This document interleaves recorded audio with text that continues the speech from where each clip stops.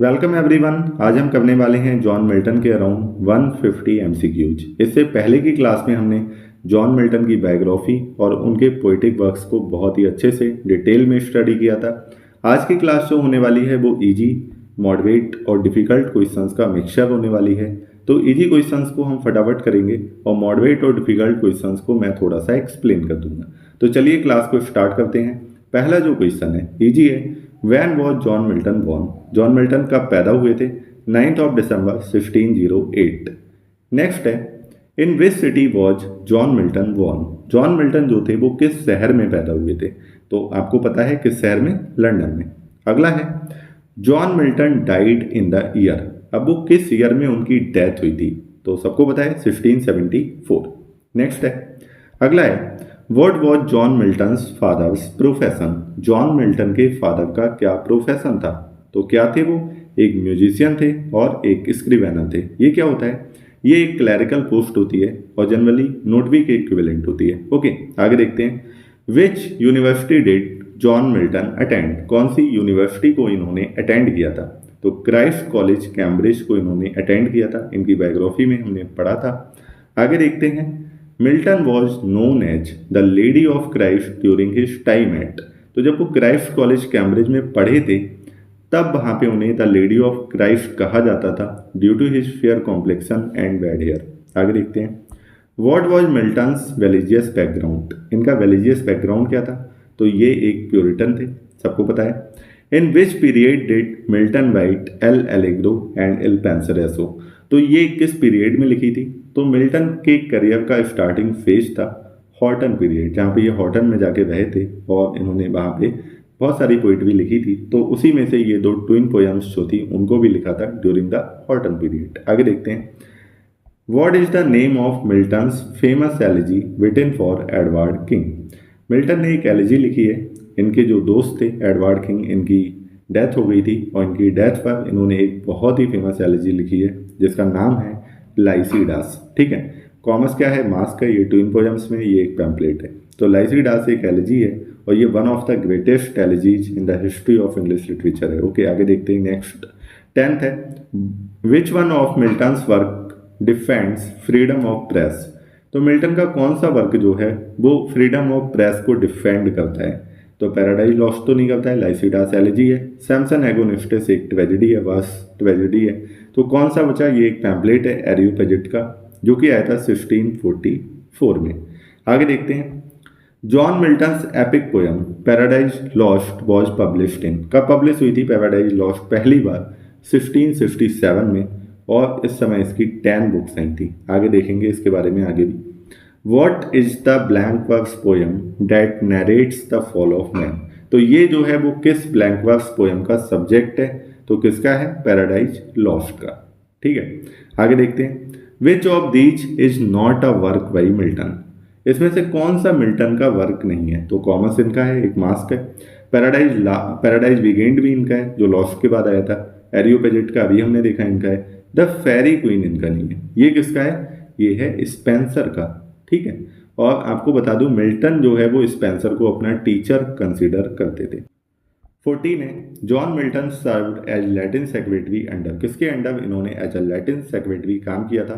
तो Charles first का जब एग्जीक्यूशन हो गया था उसके बाद ओलिवर क्रॉमवेल की गवर्नमेंट आई थी और उनके अंडर इन्होंने एज अ लैटिन सेक्रेटरी काम किया था। आगे देखते हैं। नेक्स्ट है, what major physical disability did Milton suffer from? तो हमको पता है ये ब्लाइंड हो गए थे। ठीक है, नेक्स्ट है, Milton became completely blind around the year?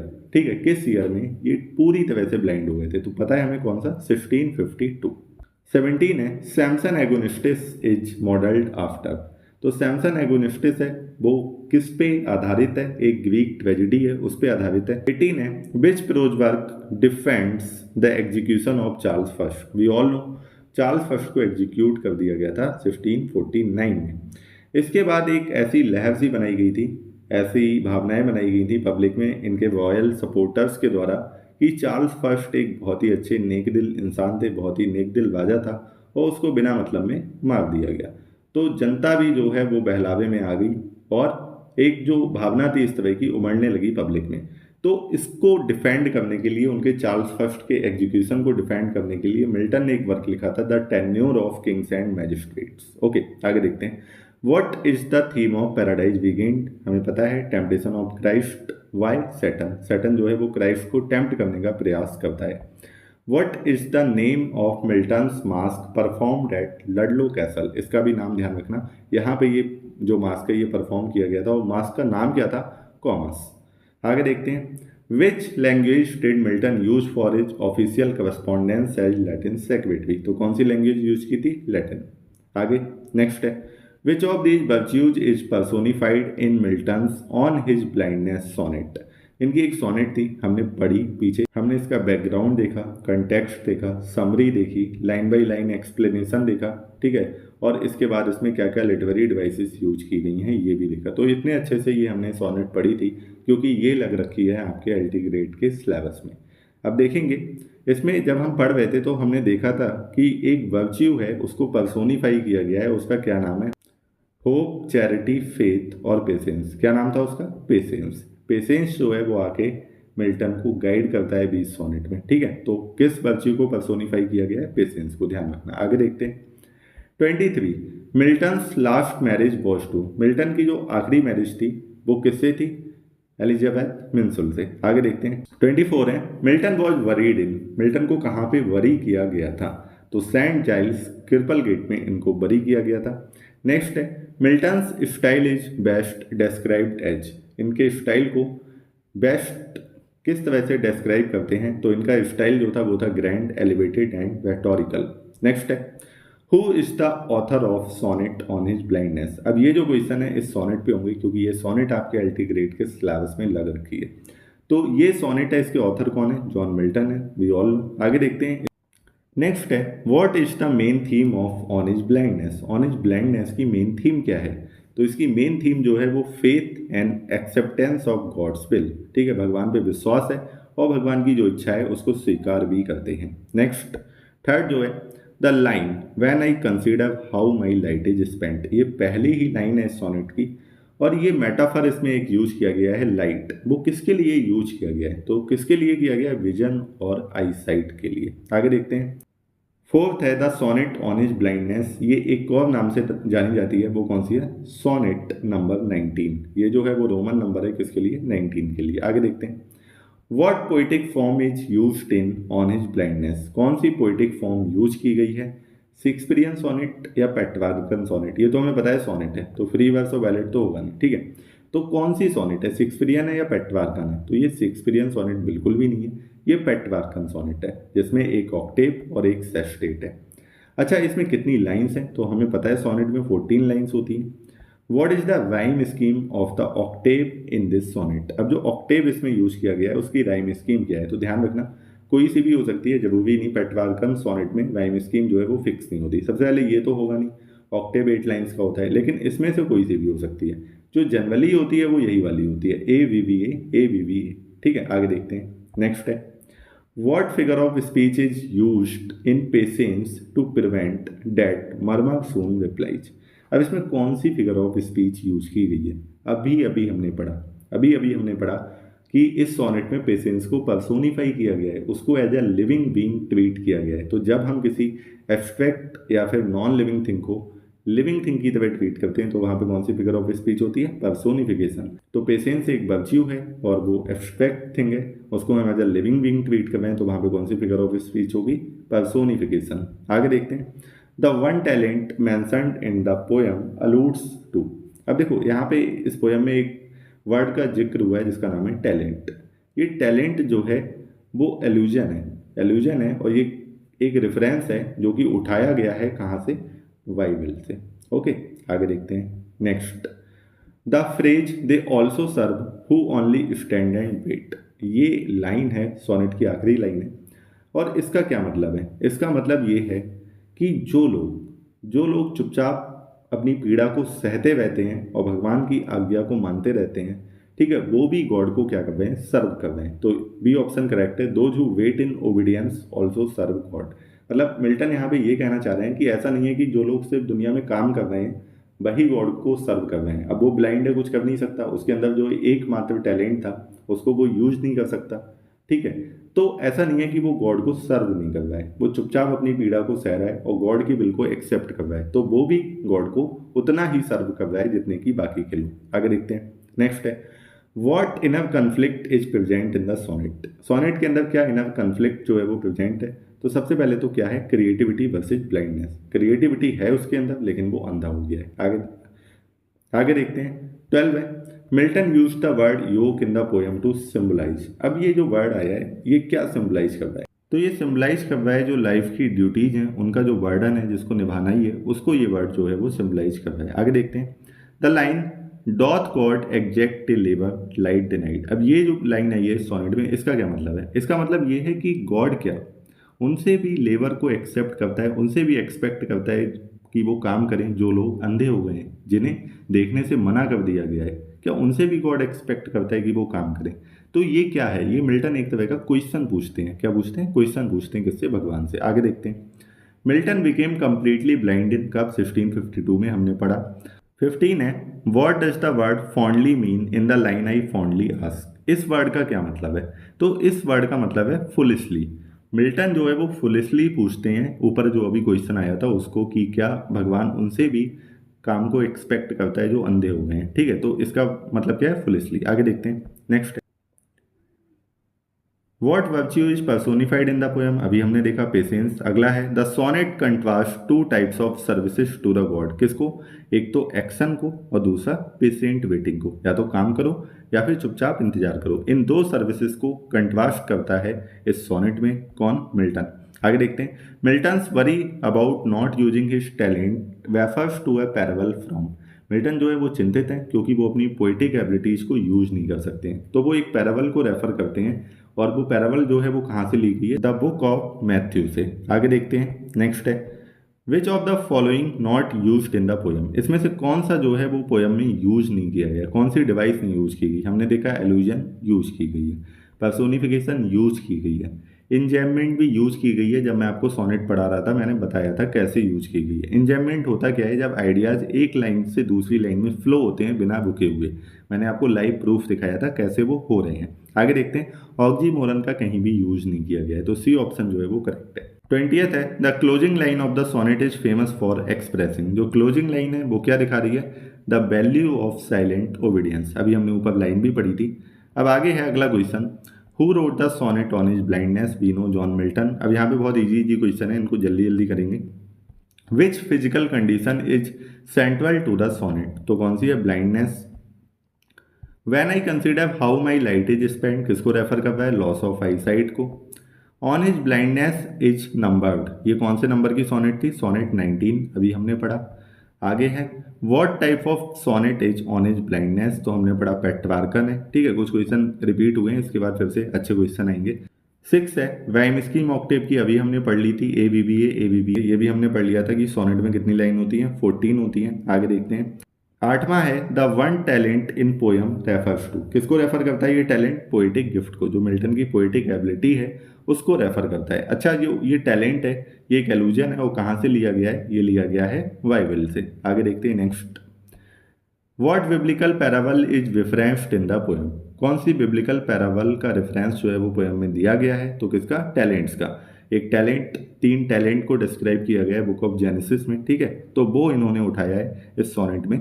आगे देखते हैं, who is personified in the poem. Poem में किसको पर्सोनिफाई किया गया है, अभी हमने देखा पेशेंस को। व्हाट डज, अब देखो ये नया क्वेश्चन है, इसको मैं एक्सप्लेन करूंगा। What does ere half my days mean.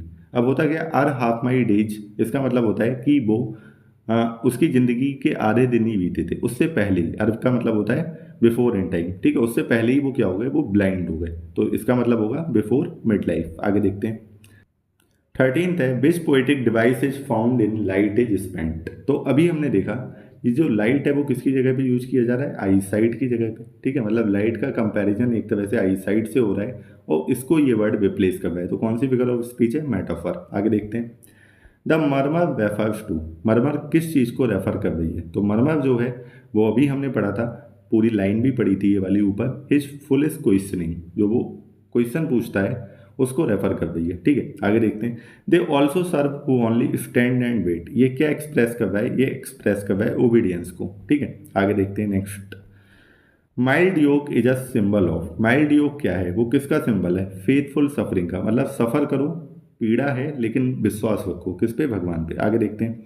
The final message of the sonnet is about, तो सोनेट ऑन इज ब्लाइंडनेस, उसका फाइनल मैसेज क्या है, फाइनल मैसेज क्या है, पेशेंस। आगे देखते हैं। The tone of the poem shift from, जो पोएम की टोन है वो कहाँ से कहाँ शिफ्ट होती है, वो शिफ्ट होती है, पहले उसे डाउट है कि उस बंधा हो गया है, पोइटिक एबिलिटी नहीं यूज कर पाएगा, फिर वो एक्सेप्ट कर लेता है, जो गॉड की विल है उसको एक्सेप्ट कर लेता है। आगे देखते हैं। जो सेस्टेट है उसकी क्या राइम स्कीम है, तो उसकी राइम स्कीम है सीडी सीडी। आगे देखते हैं। अब देखो अगली लाइन को मैं एक्सप्लेन करूंगा।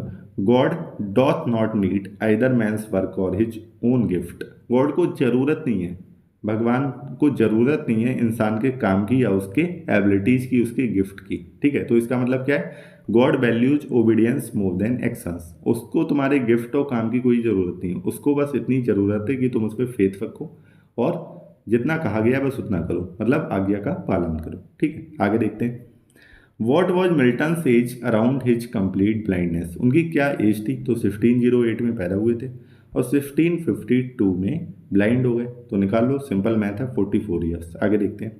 Dark world and wide employs, dark world and wide क्या एम्प्लाई कर रहा है, ये एम्प्लाई कर रहा है कि वो ब्लाइंड हो गए, तो जो ब्लाइंड हो गया उसके लिए तो वर्ल्ड कैसा है, डार्क है, और उनके स्पिरिचुअल कंफ्यूजन को दिखा रहे हैं। आगे देखते हैं। 23 है। Milton's blindness is a metaphor for, ये मेटाफर है एक तरह का, मेटाफर मतलब ये उनकी लिमिटेशंस को दिखा रहा है। ठीक है, मिल्टन की ब्लाइंडनेस क्या है, उनकी लिमिटेशंस को दिखा रही है, वो अब अपनी पोइटिक एबिलिटीज को यूज नहीं कर पा रहे हैं, तो इस लिमिटेशन की जगह पे ये मिल्टन की जो ब्लाइंडनेस है उसको दिखाया गया। आगे देखते हैं। What kind of poem is on his blindness, तो सोनेट है, वी ऑल नो। आगे देखते हैं नेक्स्ट है। The sonnet is written in, sonnet जो है वो किस में लिखी गई है, आयम्बिक पेंटामीटर में लिखी गई है। नेक्स्ट है।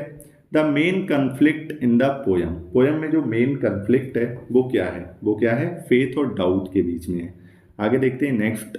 The poem suggest that Milton wants to serve God by, God को वो कैसे सर्व करना चाहते हैं, राइटिंग, राइटिंग के द्वारा, अपनी पोइटिक एबिलिटीज के द्वारा, पोएम में यही दिखाया गया है। ठीक है, आगे देखते हैं।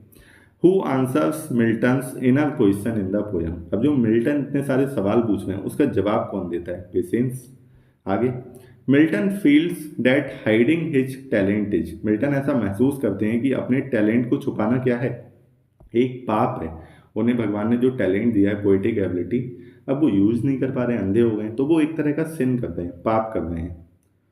अच्छा, इससे पहले हम आगे बढ़ें, आपको एक काम और करना है, जो व्हाट्सएप चैनल है उसको ज्वाइन कर लेना है, वो स्पेशली बनाया गया है सिर्फ एलटी ग्रेड और जो जीआईसी एस्पिरेंट है उनके लिए। इस पे स्टडी मटेरियल और जो वीडियोज रिलेटेड हैं एलटी ग्रेड और जीआईसी से उनको मैं डालता रहूँगा और साथ में कुछ क्विज़ भी चलते रहेंगे। तो इसका जो लिंक है व्हाट्सएप चैनल का वो कॉमेंट बॉक्स और डिस्क्रिप्शन दोनों में आपको मिल जाएगा। The sonnet advises which type of service to God, sonnet जो है वो किस टाइप की सर्विस गॉड को एडवेस करती है, तो सोनेट जो है वो एक्टिव एंड पैसिव सर्विस दोनों को एडवेस करती है। आगे देखते हैं। The poems spiritual outlook is influenced by, किसके द्वारा, प्यूरिटनिज्म के द्वारा इन्फ्लुएंस्ड है, क्योंकि मिल्टन एक प्यूरिटन थे। The sonnet teaches the value of passive obedience, ठीक है, वो बताती है कि भगवान को आपकी एक्टिवनेस की जरूरत नहीं है, आप पैसिव बनकर भी उनको सर्व कर सकते हैं। आगे देखते हैं। What type of sonnet ends with a famous concluding moral, किस तरह की सोनेट एक फेमस कंक्लूडिंग मोरल के साथ एंड होती है, तो कौन सी, पेट्रार्कन सोनेट, जिसमें सेस्टेट जो है वो कैसा होता है, कंक्लूडिंग होता है। आगे देखते हैं। 34 है। Milton's talent was considered by him as a gift from, Milton का जो टैलेंट था वो उसके द्वारा कंसिडर किया जाता है एक गिफ्ट, किसके द्वारा, गॉड के द्वारा। 35 है। Y does Milton fear God might child him, अब मिल्टन को ये डर लग रहा है कि गॉड जो है वो उसको डांट सकते हैं, क्यों, क्योंकि वो अपने टैलेंट को छुपा रहा है, उसका यूज नहीं कर रहा है। ठीक है, आगे देखते हैं। What are thousands at his bidding speed referring to, अब देखो ये एक लाइन है ये सोनेट में, इसका क्या मतलब है, इसका मतलब है मिल्टन यहाँ पे ये कहना चाह रहे हैं, जो पेशेंस होता है जो एक करेक्टर की तरह काम करता है और आता है मिल्टन को आंसर करता है, तो वो पेशेंस ये कहता है इस सोनेट में कि भगवान को तुम्हारे काम की ज़रूरत नहीं है, ना ही तुम्हारे गिफ्ट और टैलेंट की ज़रूरत है, उसकी सर्विस में हजारों हजारों एंजल्स हैं जो दौड़े दौड़े चले आते हैं उसकी एक आवाज़ पर। ठीक है, तो इस लाइन का मतलब वही है। तो यहाँ पे जो thousands at his bidding speed किसको रेफर कर रहा है? एंजल्स को। आगे देखते हैं। The final sestet offers a voice of, किसकी वॉइस को ऑफर करता है जो फाइनल सेस्टेट है? किसकी? Patience and hope. आगे देखते हैं नेक्स्ट। 38 है, मिल्टन्स पोइट्री बिलोंग्स टू, किसको बिलोंग करती है? वेनिसा, जो 17th सेंचुरी का वेनिसा था उसको बिलोंग करती है। Milton's tone in the sestet is कैसी है? एक्सेप्टिंग है, वो एक्सेप्ट कर लेते हैं गॉड की बिल को। द सोनेट यूजेज इंचेंटमेंट, अभी आपको बताया था ये एक लिटरेरी डिवाइस होती है। इसका क्या मतलब होता है? इसका मतलब होता है आइडियाज जो हैं वो बिना रुके एक लाइन से दूसरी लाइन में जाते रहते हैं। तो सी ऑप्शन करेक्ट है। Ideas continues without pause to the next line. Next है, इन द पोयम सर्व, सर्व का क्या मतलब होता है? पोयम में सर्व का क्या मतलब है? तो इसका मतलब है कि अपनी लाइफ को ओबीडियंटली डिवोट कर देना, किसको? गॉड को। नेक्स्ट है, मिल्टन्स वेलिजियस बैकग्राउंड वॉज, मिल्टन का वेलिजियस बैकग्राउंड क्या था? वो एक प्यूरिटन थे। नेक्स्ट है, the lesson Milton learns is through, जो मिल्टन लेसन लर्न करते हैं वो किसके थ्रू लर्न करते हैं? पर्सोनिफाइड पेशेंस के थ्रू। आगे, post over land and ocean without rest, तो यहाँ पे किसको रेफर किया गया है? अब जो हमने पीछे लाइन पढ़ी थी ना, thousands at his bidding speed, उसके आगे की लाइन ये है। ठीक है, हजारों एंजल जो हैं वो दौड़े चले आते हैं और गॉड को सर्व करते हैं लैंड पर ओशन पर बिना रुके बिना आराम के। तो यहाँ पे एंजल्स जो मिशन पर हैं उनको रेफर करती है ये लाइन। 45 है, the sonnet emphasises which Christian virtue, sonnet कौन सी क्रिश्चियन वर्च्यू को एम्फेसाइज करती है? पेशेंस को। नेक्स्ट है, 46 है, Milton sonnet shows inspiration from, Milton की सोनेट जो है वो कहाँ से इंस्पायर्ड है? द बाइबल से। ठीक है, आगे देखते हैं। In poetic structure the octave usually presents, octave जो है जनरली एक पेट्रार्कन सोनेट में क्या दिखाता है? कन्फ्लिक्ट को दिखाता है या क्वेश्चन को दिखाता है। और जो सेस्टेट होता है वो क्या होता है? वो रिजॉल्विंग होता है या कंक्लूडिंग होता है। तो ये किसको दिखा रहा है? एक कन्फ्लिक्ट या क्वेश्चन को। आगे देखते हैं, सेस्टेट कैसा होता है? आर्ग्यूमेंट को कंटिन्यू रखता है? नहीं, वो जो प्रॉब्लम रेज की गई है उसको आंसर करता है। बी ऑप्शन करेक्ट है। 49 है, in the context of this sonnet labour refers to, labour जो है वो किस चीज को रेफर कर रहा है? किस चीज को रेफर कर रहा है? Using talent for divine service, मतलब आपको जो टैलेंट दिया गया है उसको डिवाइन सर्विस में यूज करो। उसको ये जो वो क्वेश्चन पूछते हैं ना कि क्या लेबर उन लोगों को भी करनी है जिनको अंधा कर दिया गया है? ठीक है, तो वहां पे लेबर किसको दिखा रहा है? जो टैलेंट है आपके अंदर जो दिया गया है उसको डिवाइन सर्विस में यूज करने के लिए। आगे देखते हैं, what literary technique is dominant in the poem, कौन सी लिटरेरी टेक्निक जो है वो इस पोएम में डोमिनेंट है? तो कौन सी है? Personal reflection. आगे देखते हैं। अब देखो आगे के क्वेश्चन होने वाले हैं आपके, जो आपका एक और टॉपिक एलटी ग्रेड में लगा हुआ है पैराडाइज लॉस्ट, उसकी पहली 26 लाइंस। ठीक है, फर्स्ट क्वेश्चन है, what is the main subject of the first 26 lines of the paradise Lost. Paradise Lost की जो पहली 26 लाइन है इनका मेन सब्जेक्ट क्या है? तो आंसर है मैन्स फर्स्ट डिसोबीडियंस, जो मैन का पहला डिसोबीडियंस था उसको डील किया गया है इन पहली 26 लाइंस में। आगे देखते हैं, what literary form does Milton use in Paradise Lost, कौन सी लिटरेरी फॉर्म यूज करते हैं वो पैराडाइज लॉस्ट में? ब्लैंक वर्स यूज करते हैं। थर्ड है, what biblical book provides the source material for the opening lines, तो कौन सा material as a source use किया गया है इन फर्स्ट 26 लाइंस के लिए? जो बाइबल में बुक ऑफ जेनेसिस है उसको यूज किया गया है। आगे देखते हैं। Fourth, what immediate consequence followed man's disobedience according to Milton, क्या परिणाम हुए जो पहला डिसोबीडियंस हुआ मैन के द्वारा? तो सबसे पहला परिणाम क्या निकल के आया? डेथ, डेथ की एंट्री हुई। आगे देखते हैं, हु डज मिल्टन से will restore Mankind after the fall, अब जो ह्यूमन काइंड का जो फॉल हुआ है तो उसको रिस्टोर कौन करेगा? कौन करेगा? One greater man. यहाँ पे जीसस क्राइस्ट का नाम नहीं लिया गया है, कहा गया है वन ग्रेटर मैन, और वो किसको रेफर कर रहा है? जीसस क्राइस्ट को। आगे देखते हैं, whom does Milton invoke as his muse, किसको वो इन्वोक करते हैं एज हिज म्यूज? तो वो कहते हैं, मैं आपको क्लैरिफाई कर दूं, मिल्टन जिन म्यूजिज को बुलाते हैं वो क्लासिकल एपिक्स में जो म्यूज यूज किए गए हैं वो नहीं है। ठीक है, क्लासिकल जो एपिक्स थे जो होमर और वर्जिल ने लिखे उसमें जिन म्यूजिक को वो इन्वोक करते हैं वो कैसे होते हैं? वो पागन गॉड्स होते हैं। लेकिन मिल्टन के जो म्यूजिक हैं वो अकॉर्डिंग टू क्रिश्चियन थियोलॉजी हैं और वो क्या हैं? वो हॉली स्पिरिट्स हैं। आगे देखते हैं, which mountain does Milton refer to as the seat of classical music. अब वो मिल्टन अपनी म्यूजिक की बात नहीं कर रहे हैं, जो क्लासिकल म्यूजिक हैं, ठीक है, लाइन्स में वो बाकायदा इस माउंटेन का जिक्र करते हैं।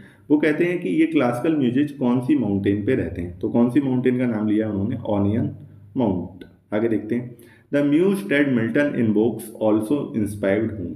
अब जो म्यूज, जो मिल्टन जिनको बुला रहे हैं, जिनका आह्वान कर रहे हैं, उन्होंने किसी और को भी इंस्पायर किया था अकॉर्डिंग टू मिल्टन। उनका क्या नाम था, तो उनका नाम था मोसेस। ये प्रॉफिट वह हैं, ठीक है। आगे देखते हैं, नाइन्थ है, Milton's stated goal is to. उनका गोल क्या है इन 26 लाइन्स का goal, justify the ways of God to man. वो गॉड के तरीके जो हैं वो इंसानों को जस्टिफाई करना चाह रहे हैं। आगे, what poetic tradition does Milton follow by invoking a muse. Milton जो है वो कौन सा पोएटिक ट्रेडिशन फॉलो कर रहे हैं, कौन सा, एपिक का। एपिक्स में जनरली क्लासिकल लिटरेचर में ऐसा करते आए हैं, जो क्लासिकल राइटर्स थे वो म्यूजिक को इन्वोक किया करते थे, मिल्टन ने भी वही ट्रेडिशन फॉलो किया है। What kind of inspiration does Milton seek at the beginning of the poem. अब उन्हें क्या इंस्पिरेशन चाहिए, उन्हें चाहिए डिवाइन इंस्पिरेशन। उन्होंने जो इतना लोफ्टी सब्जेक्ट उठाया है तो उसकी एक्सपेक्टेशन तक वो लिख पाएँ, इसलिए उन्हें क्या चाहिए, इंस्पिरेशन चाहिए, डिवाइन इंस्पिरेशन चाहिए, क्योंकि वो तो अंधे थे तो उन्हें एक डिवाइन विजन चाहिए। 12, which figure from the Bible does Milton say was earlier inspired by the Holy Spirit. तो अभी हमने बात की थी जो प्रॉफिट मोसेस थे उनको इंस्पायर किया होगा हॉली स्पिरिट्स ने, ऐसा मिल्टन का मानना था, ठीक है। आगे देखते हैं, what does the word fruit in the opening line symbolise. अब देखो ये फ्रूट जो है, फ्रूट वो वाले फ्रूट की बात हो रही है, फॉरबिडन फ्रूट, ठीक है, जो खा लिया था एडम एंड ईव ने। तो वो क्या सिंबलाइज कर रहा है, तो वो सिंबलाइज कर रहा है कि पहला तो पाप किया और उसके बाद क्या, परिणाम हुए, ठीक है। आगे देखते हैं, 14th है, according to man what did man lose due to disobedience. अब देखो इसमें चार ऑप्शन है, नॉलेज है, पैराडाइज है, इमॉर्टैलिटी है, डोमिनियन ओवर एनिमल्स। तो मेरे ख्याल से तो पैराडाइज तो खोया ही खोया और इमॉर्टैलिटी भी तो खो दी ना, तो दो ऑप्शन हो सकते हैं, ठीक है, बी और सी दोनों हो सकते हैं। आगे देखते हैं, which book of the Bible describes the fall of Adam and ewe. कौन सी बुक इनका फॉल दिखाती है, जेनेसिस। आगे देखते हैं, Milton refers to the muse as residing where. जो क्लासिकल म्यूज थे वो कहाँ रहते थे, ऑन ऑनियन माउंट। आगे देखते हैं, Milton claims he will pursue the what kind of subject. किस तरह का सब्जेक्ट वो परस्यू करेंगे, तो आ न्यू इन्वेंशन, बेसिकली एक नई इन्वेंशन तो है, पॉलिटिकल सटायर है नहीं, लव स्टोरी है नहीं, एक हाई और सीरियस सब्जेक्ट जो है वो लिखने वाले हैं। द वन ग्रेटर मैन, ये किसको रेफर कर रहा है, अभी बताया था, क्राइस्ट। आगे देखते हैं, the overall theme of Paradise Lost. Paradise Lost की ओवरऑल थीम क्या है, जस्टिफाइंग गॉड्स पेज। नेक्स्ट है, what does Milton ask the Holy Spirit to do. Holy Spirit जो म्यूजिक हैं उनसे वो क्या चाह रहे हैं, वो चाह रहे हैं कि उसके सॉन्ग को क्या किया जाए, इंस्पायर किया जाए, ठीक है। आगे देखते हैं नेक्स्ट, अब देखो 21 है, the phrase sing heavenly muse is an example of. आपके पास चार ऑप्शन दिए गए हैं, एपिस्ट्रॉफी, हाइपरबोल, ऑक्सीमोरन, पैराडॉक्स। तो देखो यहाँ पे सबसे पहले तो मैं इसको बता देता हूँ, सिंग हेवनली म्यूज, यहाँ पे मिल्टन एडवर्स कर रहे हैं किसको, हेवनली म्यूजिक को, और जो कि उसके सामने है नहीं, ठीक है, जो कि क्या है, एब्सेंट है। तो जो आपकी फिगर ऑफ स्पीच जो है एपिस्ट्रॉफी, वो क्या बोलती है, वो बोलती है कि जब एडवर्स किया जाएगा किसी एब्सेंट, एब्स्ट्रैक्ट या फिर किसी डेड ऑब्जेक्ट को, तो वहां पे कौन सी फिगर ऑफ स्पीच होगी, एपिस्ट्रॉफी। तो यहाँ पे कौन सी होगी, ये ऑप्शन करेक्ट है। आगे देखते हैं, Milton ask for illumination of what is dark, what does dark likely refer to. तो मिल्टन कहते हैं कि उनके अंदर जो भी अंधेरा है उसको रोशन करो। तो अंधेरे से उनका क्या मतलब है, पहला मतलब तो उनकी ब्लाइंडनेस से, और दूसरा मतलब उनकी इग्नोरेंस से, ठीक है, जो उनकी अज्ञानता है और जो वो अंधापन है उनका, उन दोनों चीज़ों को वो रेफर कर रहे हैं। आगे देखते हैं, Milton considers the Holy Spirit the same power that, जिसने मोसेस को भी गाइड किया था। आगे देखते हैं, अब यहाँ पे कंफ्यूज मत हो जाना, म्यूजिक अलग चीज़ है और मोसेस अलग चीज़ है। म्यूजिक जो है वो हॉली स्पिरिट है, मोसेस जो है वो एक प्रॉफिट थे जिनको बहुत ही सेक्रेड माना जाता है बाइबल में। आगे देखते हैं, आगे चलने से पहले मैं आपको बता दूं, बहुत लोगों का कहना है कि सर पीजीटी का एग्ज़ाम पहले आ रहा है, तो पहले इसको कराइए। सही बात है एकदम, पीजीटी का एग्ज़ाम पहले मिड अक्टूबर में है, तो इसको भी हम कवर करेंगे, लेकिन हम करेंगे इसको जीआईसी के साथ में, ठीक। होगा क्या, जीआईसी की हम क्लासेस करेंगे स्टार्ट, और जीआईसी में बहुत सारे राइटर्स लगे हुए हैं, और उन बहुत सारे राइटर्स में ज़्यादातर राइटर्स जो हैं वो आपके पीजीटी के भी सिलेबस में आते हैं। तो जब हम जीआईसी की क्लासेस स्टार्ट करेंगे तो उसमें उन राइटर्स को पहले कवर करेंगे जो पीजीटी के सिलेबस में लगे हुए हैं। इस तरह से आपके पीजीटी के राइटर्स कवर हो जाएंगे। और जैसे मैं एलटी ग्रेड को अपने यूट्यूब चैनल पे फ्री पढ़ा रहा हूँ और इतना डिटेल में पढ़ा रहा हूँ, ऐसे ही जीआईसी लेक्चर की भी क्लासेस जो हैं वो एकदम फ्री ऑफ कॉस्ट आएंगी और बहुत ही अच्छे से आएंगी, मजा आएगा आपको। ठीक है, चलिए करते हैं आगे। 24 है that shepherd who first taught the chosen seed. तो कौन सा सेपर्ड था जिसको चुना गया था, ठीक है, जिसके हाथ में भगवान का कानून सौंपा गया था, तो कौन थे? मोसेस। आगे देखते हैं। 25 है what is the significance of Milton's invocation of the muse. तो क्या है? ये एक तरीके का एपिक ट्रेडिशन है जो सदियों से चलता आया है, तो it aligns well with epic tradition. ठीक है, आगे देखते हैं। Milton's blindness is referenced indirectly in asking for divine vision. वो कहते हैं, म्यूजिक से कहते हैं कि मुझे डिवाइन विजन दो, दिव्य रोशनी दो, ताकि मैं ये एपिक को लिख पाऊँ। आगे, Milton wishes to write in a style that surpasses classical poetry. वो साफ साफ कहते हैं अपनी लाइंस में कि ये ऐसा वर्क होने वाला है जो जितनी भी क्लासिकल पोइट्री अब तक लिखी गई है उसको सरपास कर जाएगा, क्योंकि ऐसी चीज़ कभी अटेम्प्ट ही नहीं की गई, ना तो प्रोज में ना राइम में। आगे देखते हैं। The word invoke in the context of muse means. Invoke का क्या मतलब है? इनवोक का मतलब है कॉल अपॉन, आवाहन किया जा रहा है। आगे देखते हैं। Milton sees the fall of man as. उसको कैसे देखते हैं? वो देखते हैं कि जो फॉल ऑफ मैन है वो गॉड के लार्जर ग्रेटर प्लान का क्या है? हिस्सा है। अब देखो, इस माउंट का अभी जिक्र किया गया, ये किसके साथ एसोसिएटेड है? ग्रीक म्यूजिक के साथ, अभी बताया था। 31 है मिल्टन बिगिंस हिज पोयम। ठीक है, मिल्टन अपनी पोयम को शुरू करते हैं और ये एक फ्रेज आता है इन मीडियाज बेस्ट। इसका क्या मतलब होता है? इसका मतलब होता है in the middle of things. याद कर लेना। Hail holy light offspring of heaven firstborn, ये एक फेमस लाइन है। कौन सी बुक की? ठीक है, तो पैराडाइज लॉस्ट की बुक 3 की ये एक बहुत ही फेमस लाइन है। What is meant by things unattempted yet in prose of rhyme. तो इन फर्स्ट 26 लाइन्स में मिल्टन बताते हैं कि जो वो लिखने वाले हैं, ना तो ये कभी प्रोज में लिखा गया ना राइम में लिखा गया। ठीक है, ये एक बहुत ही यूनिक स्पिरिचुअल थीम है। आगे देखते हैं। Milton's epic deals primarily with, किसके साथ डील करता है? स्पिरिचुअल रेवेलियन एंड फॉल के साथ। Milton's tone in prologue, Milton की टोन जो है वो प्रोलॉग में कैसी है? मॉकिंग है? नहीं। ह्यूमरस है? नहीं। कन्वर्सेशनल है? नहीं। Solemn and elevated. ठीक है, आगे देखते हैं। Why does Milton consider his poem superior to classical epics.